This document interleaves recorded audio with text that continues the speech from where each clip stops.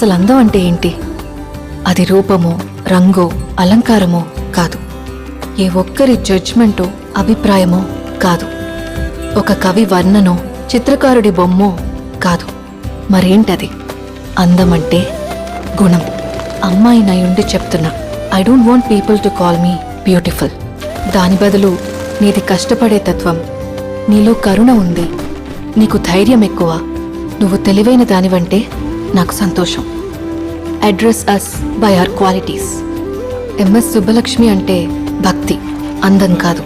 Mother Teresa అంటే కరుణ, అందం కాదు. ఐన్ ర్యాండ్ అంటే తత్వం, అందం కాదు. సరస్వతి అంటే విద్య, దుర్గా అంటే ధైర్యం, గౌరీ అంటే తపస్సు, లక్ష్మి అంటే శుభం. ఇలా ఏ దేవతనైనా ఆమె క్వాలిటీస్ కోసమే పూజిస్తారు, ఆమె అందం కోసం కాదు. నీ గుణాలే నీ సంతకమవుతాయి, నీ అందం కాదు.